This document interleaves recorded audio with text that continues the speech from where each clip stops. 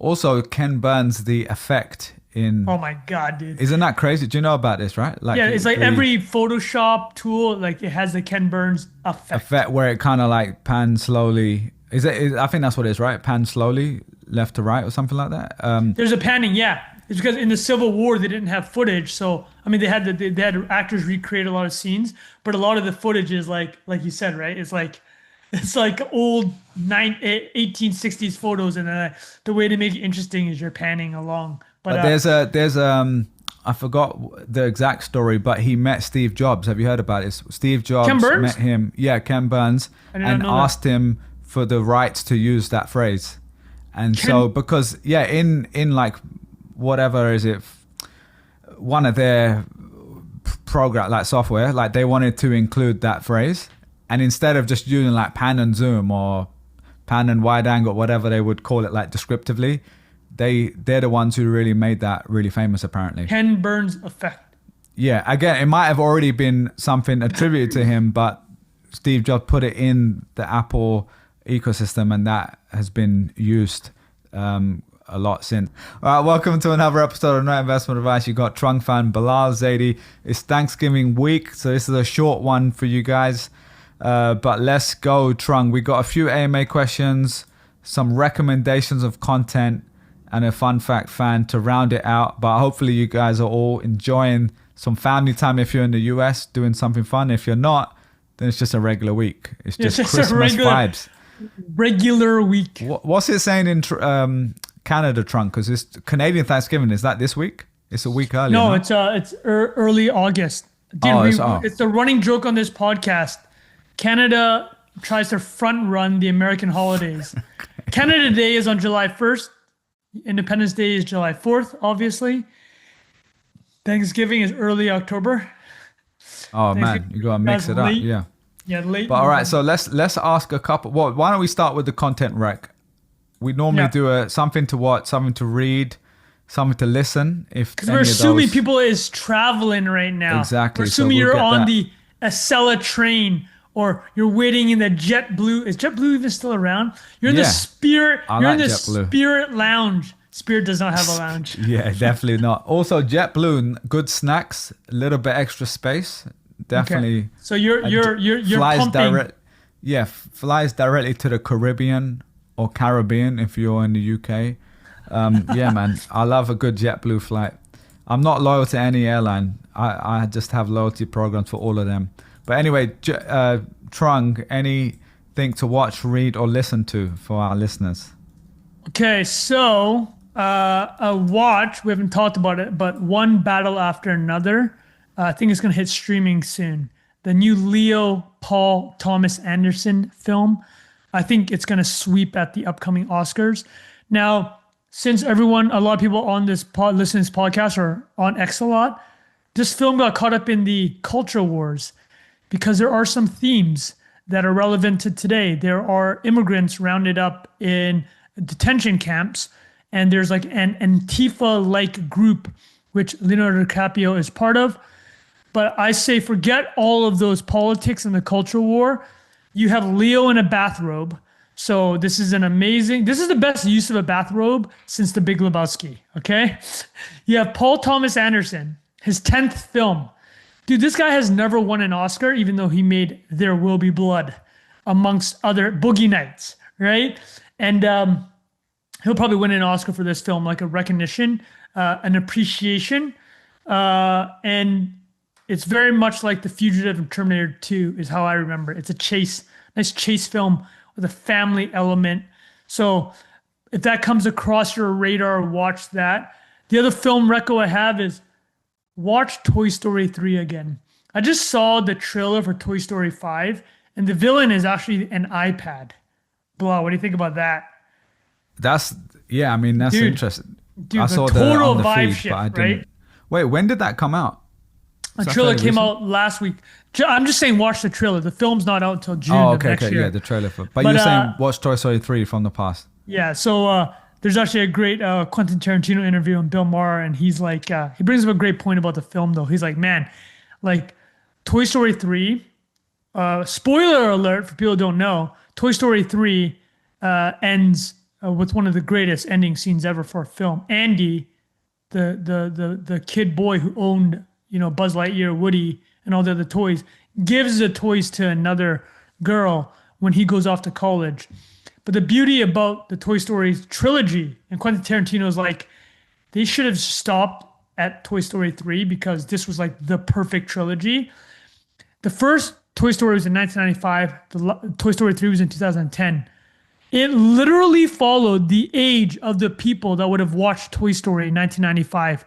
And by 2010, they had become kids. Teenagers gone to college. So literally was the perfect trilogy. And, Pixar obviously needs to milk it for cash. But yeah, creatively, I think they should have just pumped the brakes there. So that's my film record. I haven't. Yeah, I did watch Toy Story 3 back in the day, but I haven't watched it for a long time. Also, I was going to say, I don't really have something to watch, to be honest, but I'm trying to think. Someone in our Telegram did just post about the Ken Burns American Revolution documentary. That's new, right? Because I saw him. That's going to be rounds. for 250th anniversary. That was the idea. Of America, which is next year. Because he's obviously got the famous, what's his original Civil documentary? War is the famous one. That's the super one. famous one. Have you seen that? I have seen the Civil War one, but his magnus opus probably was the Vietnam War. He released it in 2017. He worked on it for 10 years. So if your reco is kind of saying that one, I'd say do the Vietnam War also. Also, Ken Burns, The Effect in... Oh my God, dude. Isn't that crazy? Do you know about this, right? Yeah, it's like every Photoshop tool, like it has the Ken Burns effect. Where it kind of like pans slowly. I think that's what it is, right? Pan slowly, left to right or something like that. There's a panning, yeah. It's because in the Civil War they didn't have footage, so I mean they had actors recreate a lot of scenes, but a lot of the footage is like you said, right? It's like old 1860s photos, and the way to make it interesting is you're panning along. But there's I forgot the exact story, but he met Steve Jobs. Have you heard about this? Steve Jobs Ken Burns? met him. Yeah, Ken Burns, and asked him for the rights to use that phrase. And so because in like whatever is it, one of their program like software, like they wanted to include that phrase, and instead of just using like pan and zoom or pan and wide angle, whatever they would call it, like descriptively, they're the ones who really made that really famous, apparently. Ken Burns effect. Yeah, again, it might have already been something attributed to him, but Steve Jobs put it in the Apple ecosystem, and that has been used a lot since. I heard him talk about it, I think, on the Theo Von podcast. I'm pretty sure he did. Ken that Burns recently. is on Theo. I'm pretty sure. Again, my brain is I've taken in so much. Wait, Ken Burns, Theo Von. Let me make sure I'm not messing. Yeah. This was recently, 1 month ago. Well, let's just confirm though. Okay, so to confirm here, your reco is the Ken Burns content. Let's do that. I like that. Yeah, I think that's a worthwhile one. And then I was going to say, we're getting to holiday period time. So by the time people listen to this next week, it's going to be full on holiday mode, man. Like real Christmas movies get started. Are you a big Christmas movie guy? Is this, I hope. I mean, sure Home everyone Alone, is, Die Hard. Classics. Yeah. 100. I'll say I love a good, I'm not going to be afraid to say I love a good rom-com too. You know what I mean? Like a good rom-com for the holidays. What's it called? The Holiday classic. Don't judge me. Which one? Wait, no, the original, like the one with Cameron Diaz. Is that the one? Holiday. Wait, with Hugh Grant?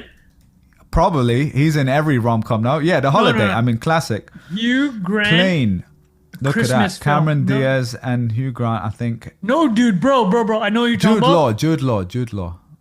Bro. Handsome guy. Kate Here's Winslet. the one, though. There we go.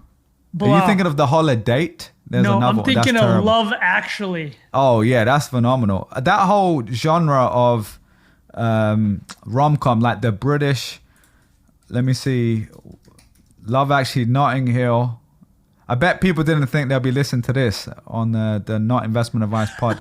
I actually met that guy one time, Richard Curtis, legendary guy. Yeah, because in my old job, there was one of my big partners was Red Nose Day Comic Relief. So one time, what do you mean Red Nose Day?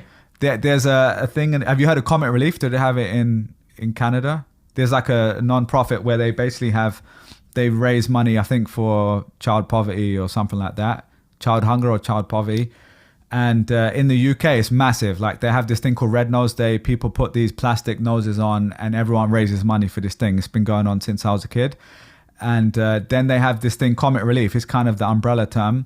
And they all take over like the TV waves for a day.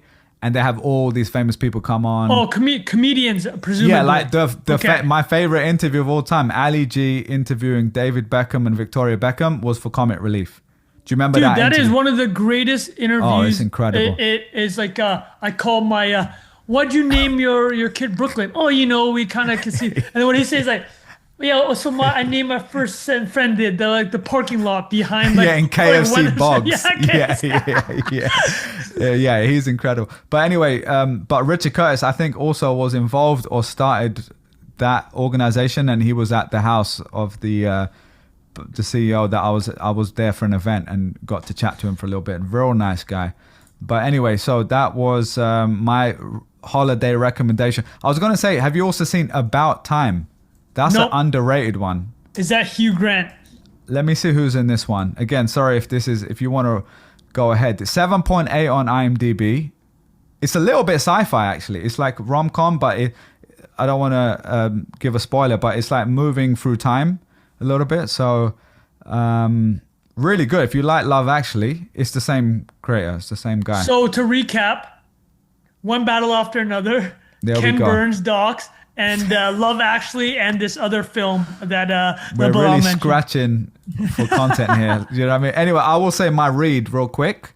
One book I just finished and one I've just started. So Morgan Housel has a new book. We didn't have him on the pod, but friend of the pod. I'll just say we obviously fans of his writing, Psychology of Money, something we've recommended multiple times on the pod. His new book, I wish it had another name, to be honest, because when I recommend it to people, it sounds weird. It's called The Art of Spending Money. I don't love the name, to be honest, but it's very descriptive. And who am I to say he sold 1 million+ books, I'm sure. So if you think of Psychology of Money, it was about, the mindset and the psychology around like accumulating and investing money. This is more about actually enjoying it and using it to your benefit, buying back your time, spending on things that you care about, not getting sucked into the trappings of what most people have. There's one idea that I'll share from it that really stuck with me. I just had this in my notes because I highlight in the Kindle and then I can pull it up here. Nope, I love that. You're a big highlighter. There we go. All behavior makes sense with enough information. And I can't remember the exact history of this, but I think the idea comes from like his family member works with foster kids, something like that, or someone he knows.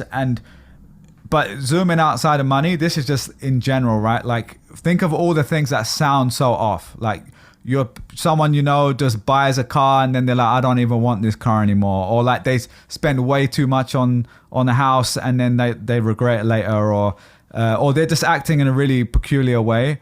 And this idea was to say that if you dig in enough, with enough information, you can explain why someone is behaving in a certain way. So you can think, obviously, with foster care, people have gone through a lot of traumatic stuff.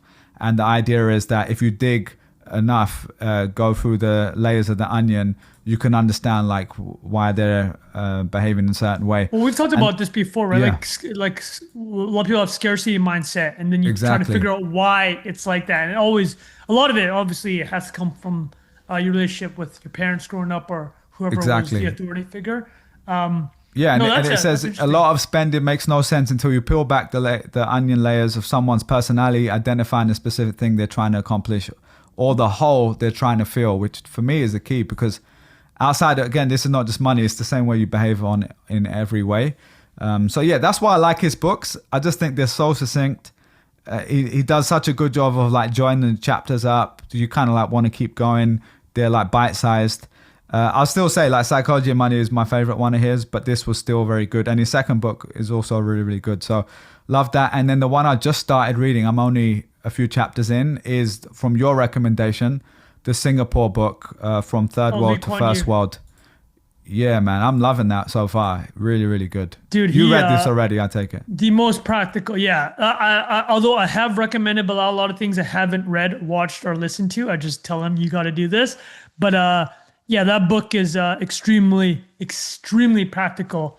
So just to summarize for Bilal then, Morgan Housel's new book, and the book I recommended him, Lee Kuan Yew, From Third World to First. I know that we do these at the year end, so I'm not going to fully step on all my feet, but a book I'm reading now that I would recommend is, it's related to my recent trip to Scotland, is How the Scots Made the Modern World. Have you read this book? Oh, nice. No, I haven't. No, that sounds interesting. How the Scots Invented the Modern World, the true story of how Western Europe's poorest nation created our world and everything in it. Just give an example of what they mean. What era is this talking about? Is this like William Wallace days, or no? They're talking about like the recent Scottish Enlightenment period, so 1700s. So just a top line is, if you think about some of their famous philosophers and intellectuals, David Hume is Scottish, and between 1711 and 1776, so he died actually the year of America's founding, or Declaration of Independence, is David Hume laid the foundation for, okay, what is liberty? What is an individual's relationship to the state? And that philosophical underpinning led to a lot of what ended up happening with the American Revolution and the French Revolution. And then there's a gentleman that you might be familiar with from Scotland, Adam Smith, right? Father of capitalism. I forgot about that. Obviously Scottish. So he was also in the 1700s. And I'll tell you what's interesting about how this all happened. A lot of this underpinning, which is from the book, so again, How Scots Invented the Modern World, is the idea that because there's always this tension in a lot of European countries between Catholics and Protestants. You know, the Catholic Church was a centralized power. You know, the Pope gave the last word, and it trickled on down through the Vatican and all its arms around the world. The Protestant movement was obviously the opposite, where you don't need the Vatican, the Pope, or the Catholic Church's blessing to have a relationship with God. It's at the individual level. So whether or not you're religious, this impacts society, because one of the things that happened was Scotland in the late 1600s, early 1700s, became one of the most literate societies in the world, because the Protestant spin-offs in Scotland wanted an educated populace so they could read the Bible themselves. And this was like the milieu, if we're going to throw out that word, of where you got the David Humes and the Adam Smiths of the world. So that book, highly recommended. Also, Trung, talking of which, real quick, just as a kind of random, we often talk about how we use AI specifically. So this is kind of an extension to read. I was doing a little bit of research recently on Lahore, where my family is originally from, Pakistan. Yep. I was reading about it, and then I kind of ended up in ChatGPT, and I was having this like two-way conversation with it, trying to dig in. And I ended up landing somehow on the Mughal Empire, which I don't know how much you've studied. Have you studied much about them or read much about them? They ran India when the British came. Yeah, exactly. So just a fun fact, I didn't realize how much of the world GDP they ran. It was about 25% of the world's commerce, well, like GDP of the world. They were that dominant. Obviously, very different time, no NVIDIA chips back then, but just in terms of the world economy, like it was the equivalent of trade, right? Because of the trade, yeah. And they were the dominant power at the time, because I was kind of zooming out, like reading about different empires and like how they grew and how they fell. And then specifically this one came up because I was reading about British Empire, how they were able to, dominate for so long, but the good and bad parts of it, or, depends how you define that. And they basically took over after these guys, right? So, but to put it in perspective, as a percentage of GDP, that's the equivalent of the US and China combined in today's world, right? Which is crazy if you think about it. And I know obviously the GDP of the world is way greater, and there's a lot more productivity in the world, and there's a lot more people that have come out of poverty. It also doesn't mean people living in that time were necessarily balling out. Like a lot of those people were still peasants essentially, or subsistence farmers or whatever. But it was kind of interesting thing, because I was kind of, like I've told you before, my knowledge of history is actually like probably one of my weakest areas. I've learned a lot more in the last like maybe 5 years. So it's one of those things I could probably be reading forever now, like in a good way, because there's so much to learn about. And I was just like, I was kind of checking my own bias, having grown up in the UK specifically. Like, it's quite embarrassing to say the amount of stuff we don't learn, and I'm sure this is everywhere, right? But just like moving to the US, I genuinely knew almost nothing about like what came before the current version of US, right? Like when people would talk about fighting the British, I was like, I roughly knew, but it wasn't like something you learn at school, obviously. Basically what we learn is like World War I, World War II, and Henry VIII having multiple wives. It's basically, that's basically I love it. He said, what is British history in at the high school education system? World War I, World War II, Henry VIII having lots of wives. Yeah. And to be fair, I stopped learning history quite a young age at school, so that's probably part of it. But I was just saying, like, so much of it is based on, who won the war, like who was the dominant power, and then who taught that history, right? So, and I remember moving here and speaking to Indian people, and they had quite a negative, like sentiment towards the British, like a lot of the time when I'd speak to them, because they learned stuff that I didn't necessarily learn, even being Pakistani.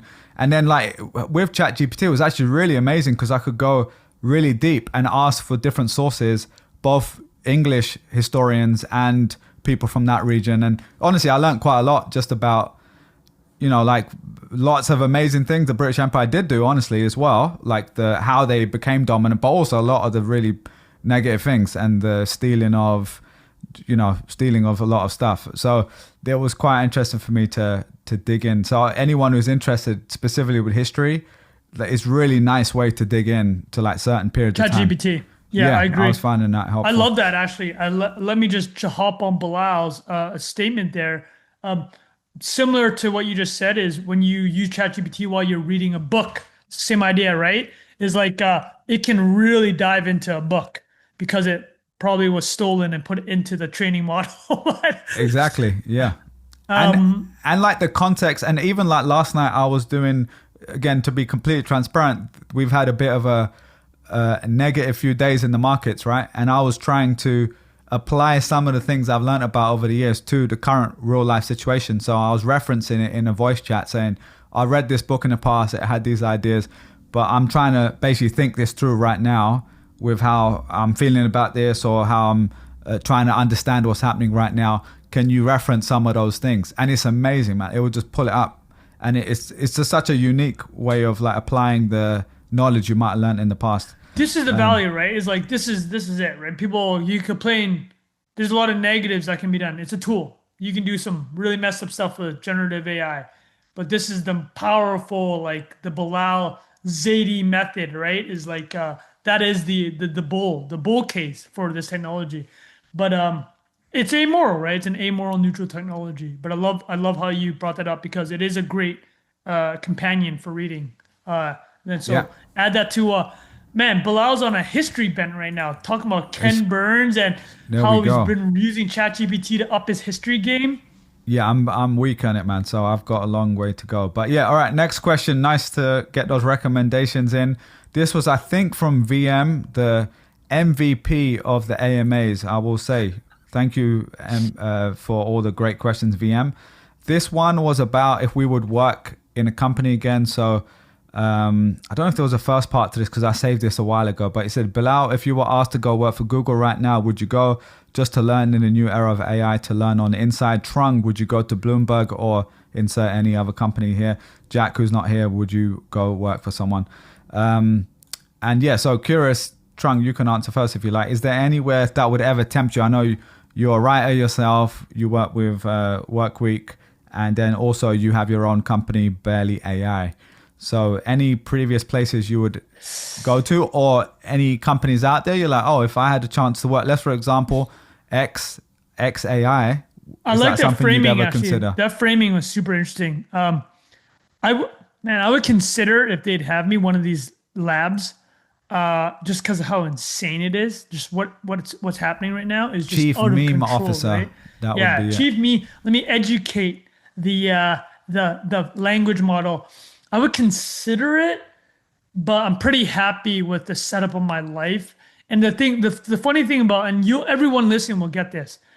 what I don't like about new jobs is you got to spend those first 3 to 6 months learning the inner workings. Where are the politics here? Oh man, yeah, You have that's to the worst. ingratiate yourself with certain individuals, right? You have to figure out who's your tribe. It's like going to high school and the cafeteria on the first week of a new school year at a new school. You're trying to figure all that out. I'm not crazy about that. That's just not my personality yeah. anymore. It's Yeah. just like I think that's why we are and how we relate to each other. You be Jack, right? Is like it very much is. We've all had these 9 to 5 jobs in these larger organizations, and it just clearly was not our personality. Dude, Bilal, I'm with you on this. I'm going to say something that you will 100% into it and understand. I like going on 8-hour walks if possible. Maybe not 8 hours. I know Bilal puts up big numbers, but I want to be able to live a life where if I want to do a 90-minute walk in the middle of the day because it's nice outside and I just make it up later work-wise, that I have the flexibility to do that. That's so Yeah. personality-wise, like that's it. I would not. So to answer the question, I would not go back. That's key, yeah. And so it's a great answer, and I would say the same. VM. I'm like my general answer to anything like this is never say never about anything because circumstances can change. We may be in a 80s depression, or is it 80s? Sorry, when was we could be Which in a depression? 10-year. The 20 Well, there's a few. I'm thinking of 20s actually. Sorry, I'm just thinking like life, like circumstances could change. I may want to go lean into like something stable which gives me more structure and certain amount of money every month. That might be something that I lean into one day at a different stage in my life. But at the moment, I think once you've kind of tasted the self-employment, like real flexible life, even if you get paid less, because I've had both. I've had times where I've got paid way less than I earn in the past, and there's been times where I earn more. But to me, it's like I would take less money for the flexibility. Like I love the ability to own my time. And so that's obviously I have a minimum I need to essentially make to live. But above that is kind of upside for me. And I value the flexibility and the freedom to do what I want. And that is, I might not have that forever. So at the moment I do, and I'm very grateful for that. The other thing that I'll say is if there was something that I felt, oh wow, that's like a once in a lifetime opportunity or something close to that, or once in a 10-year, 5-year thing that I could see myself doing a chapter, or things evolve so much and I'm just so intrigued by it, that is definitely something I would consider. That could be in a company where I'm like, oh, they're just doing mad stuff and I just want to be a part of that. That's kind of how I felt when I went to Google originally. It was just like, oh, they're doing lots of interesting stuff. 2010, I was like, this is still an interesting place to be. That. It's still, not only was it still interesting, the 15 years of being interesting, right? It was like, even in 2010, what was it? Probably market cap wise, it's probably a $200 billion company. Yeah, maybe, one of the biggest companies in the world, one of the most influential. And you're like, wow, maybe it ran its like course, right? Of viability and importance. But man, you're right. It's like, so it was for you to never say 190. never, It right? was That's 190 crazy. billion. Yeah. So never say never. Oh no, that was at the end of the year. So beginning of the year was probably even less. But yeah, either way, it was a big company. It wasn't like it was some startup. But I was just gonna say, like that age, I was 21. What I was optimizing for was learning, meeting great people, and just kind of seeing where it goes from there. May I meet you? May I meet you? Exactly. How many times I dropped that in the cafeteria, you know what I mean? But no, so that's one. Or the other one is like a once in a lifetime opportunity to be part of a smaller, like generally speaking, I would want to be in a smaller place because it's more suited to me. Especially when I'm like, want to go all in, then I'd be like, okay, it's only a few people or less than 100 people is like really nice size for my experience. And you really feel that tangible impact, which I really noticed when I left like Google to say charity water. Everything I was doing, I could tangibly see it, and that's a really nice feeling. Because you're dividing the entire organization by a smaller number, less people, right? Yeah. And then also like in terms of like, I hate to use this, like a leadership role, that's what it was. So it was I was like growing in my own skills, and like I hadn't really done that level of leadership before, and to be able to actually have like a strategic ability to be strategic, like come up with a plan, have the people in the team to go like execute on it and then actually execute is really, really sick feeling. So I would 100% do that. And my general filter for it is, is this better than me doing something myself? And there's certain things you can't do yourself. Like I can't launch Google TPUs myself, or like create general intelligence myself, but if you want to be a part of that, even if you're a smaller cog in the wheel, then I'm still open to that. But yeah, like I said, the summary is no. At the moment, I really like the way things are. I like that you added that. It's like if there was that mission, and there are so many of those now. And it's like for me, it's a little bit different too. It's like because me and Jack probably, our kids are a certain age, right? Like it is nice. There's no reason to blow that up right now, because it's not. It's never gonna be there again, right? They're never gonna be under the certain age again. There will be a day when he won't want to hang out with me, right? It's not there yet, so that's the other part of it. There you go. No, that's a great point. Yeah, I feel the same. Hopefully, in the future, if I could have kids, then that would be something I'd be optimizing more for that, like that experience. And so, yeah, 100%, man. But great question. We had another question here. This was on the idea of universal basic income. We've talked about this idea on the pod before, but it was a specific angle. The question was, some say misery gives birth to invention, creativity, and innovation. Others say basic income will make everyone lazy. They would stop caring and just wait for paychecks, and they eventually keep demanding more and more. And others say no, this will free up time for creative endeavors because you aren't worried about basic necessities. Looking at present timeline of the world, what do you think? Which camp is right? Great question. I think this is a VM again. So really, I like that specific angle about, will this generally speaking be more laziness or free up people because they have their needs covered and now they can do things that they actually care about? What do you reckon, Trung? Derek Thompson, the writer, right? He had a pretty interesting article about how everything has turned into TV. Like if you think about TikTok, it's just TV on mobile, right? You're kind of mindlessly scrolling, and like people in the 90s were watching 6 hours of TV a day, right? It's like, I come home from school, I'm watching the back-to-back Fresh Prince and The Simpsons, and then whatever else is. What I'm talking about. Fresh Prince after school hit different. People are stuck on a screen. That's how it's been for decades now. I want to live in a world where people use all their extra time in a UBI world. All your needs are covered for. Spending time doing hobbies, but just watching how I spend a lot of my free time. I'm not adding the hobbies on top of it, right? It's like I am doing a lot of, maybe not the mindless scrolling, but something equivalent. Spending an hour watching Nikola Jokic basketball highlights, and I just think the amount of free time you've seen people have in the last 100 years, from having to do less home work at the home, chores, and then the jobs are not as demanding time-wise. Broadly speaking, you're not in the fields, agricultural fields, which is 30 to 40% of employment in the early 1900s. People have just ended up watching television, right? That's just the reality. People are cognitive misers. We are cognitive misers because evolutionarily, your brain uses a quarter of the energy of your calories to think, process, plan. The idea evolutionarily is not to do that. It's like you don't want to waste that energy. So yeah, man, I'm not right now. I'm not super optimistic that a UBI world is going to lead to people all pursuing some amazing hobbies on their side. There is no easy answer, which is why there's no answer. Yeah, great.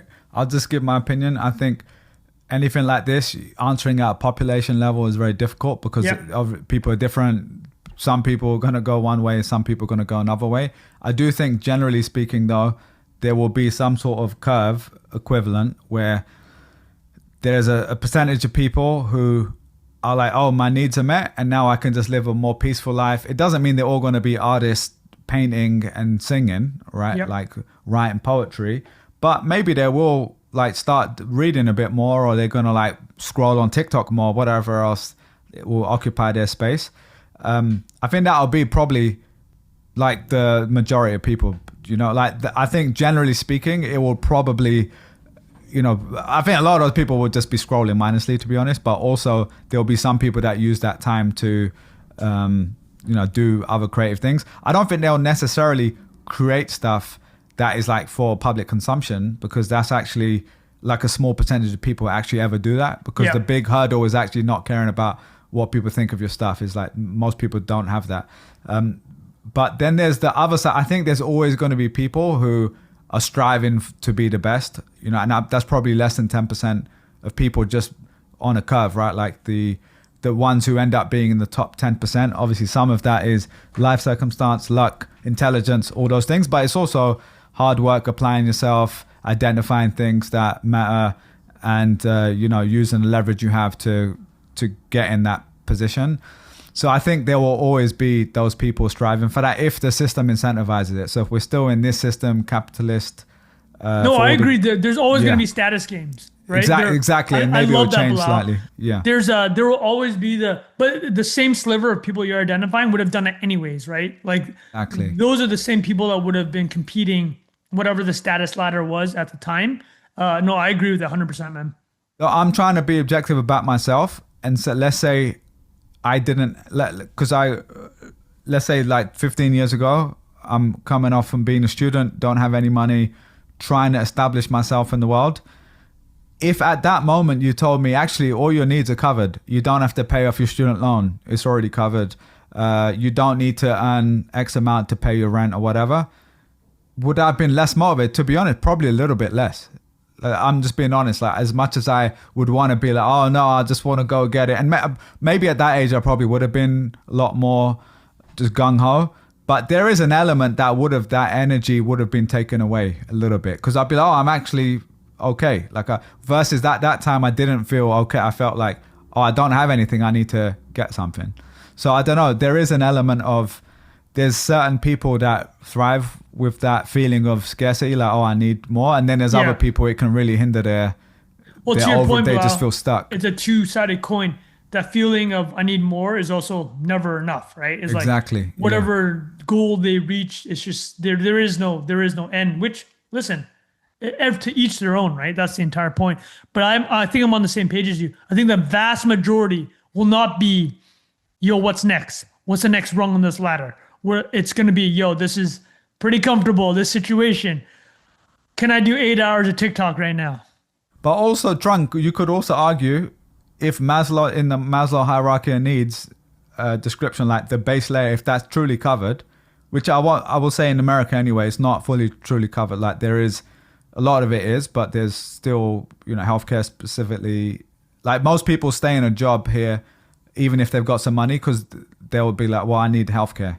And they don't, a lot of people I speak to, even in like good jobs with high income, they're like, oh, I've thought about leaving, but like I don't even know how I deal with healthcare. And I'll be like, oh yeah, you basically just pay for it yourself. Like that's, you're already paying for it. It just comes out. Cobra, you need that Cobra, bro. Don't get me started, bro. But yeah. But anyway, all right, everyone. Thanks for being here. I know it's a short one this week, but enjoy Thanksgiving break if you got it. And we'll see you guys next week. Cheers. Bye-bye. Peace.